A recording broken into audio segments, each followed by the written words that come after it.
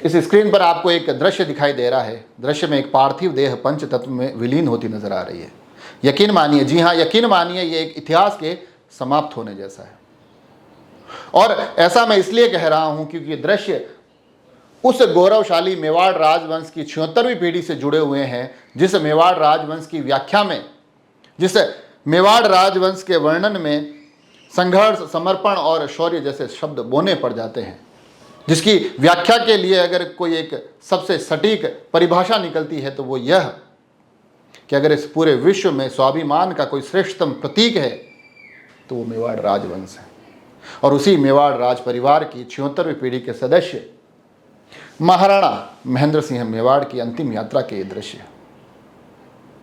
और आज जिस प्रकार से उनके अंतिम दर्शन के लिए एक हुजूम उमड़ा, जिस प्रकार से तमाम विशिष्ट गणमान्य आम जनता अंतिम दर्शन के लिए खड़ी रही, वो अपने आप में बड़े स्पष्ट तौर पर ये परिभाषित करता है, ये स्थापित करता है कि जो जिस 1400 वर्षों के संबंध का, जिस 1400 वर्षों के जुड़ाव का मेवाड़ राज परिवार जिक्र करता है, वो आज उदयपुर के समोर बाग में, उदयपुर की इन सड़कों पर साकार होता दिखाई दिया।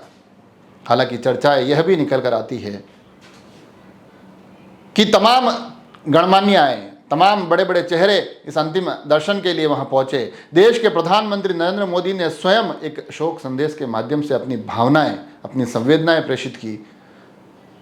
अलग अलग सोशल मीडिया प्लेटफॉर्म्स पर लगातार लोग शोक संदेश, अपनी जो संवेदनाएं थे वो प्रकट कर रहे थे, मगर एक किसी प्रतिनिधि के आने का इंतजार, इन दृश्यों के आने तक भी इंतजार ही रह गया। वो तमाम चर्चाएं भी चल रही थी कि वहाँ से कोई आएगा नहीं आएगा, हमसे भी पूछा जा रहा था क्या हुआ क्या नहीं हुआ।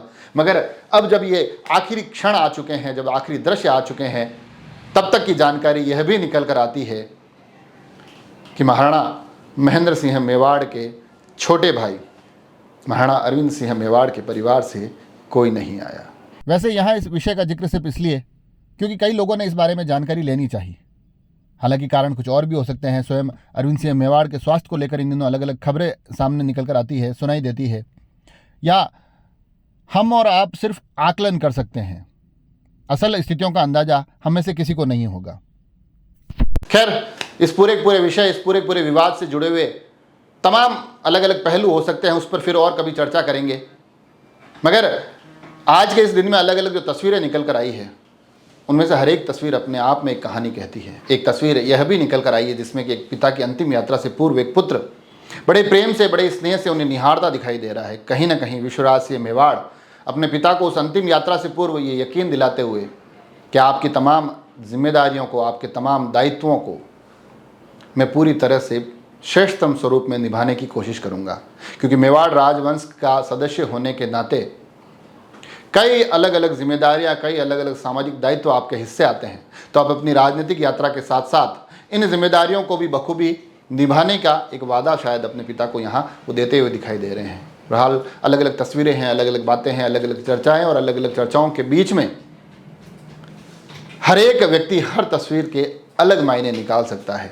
मगर कुल मिलाकर जहाँ से मैंने शुरू किया था, वापस बातें वहीं आकर ठिठकती है, वहीं आकर ठहरती है कि ये जो एक तस्वीर है जिसमें कि एक पार्थिव देह पंच तत्व में विलीन होती दिखाई दे रही है, यकीन मानिए, जी हाँ बिल्कुल यकीन मानिए, ये एक इतिहास के समाप्त होने जैसा है। जुड़े रहे राजसमंद एक्सप्रेस से। धन्यवाद।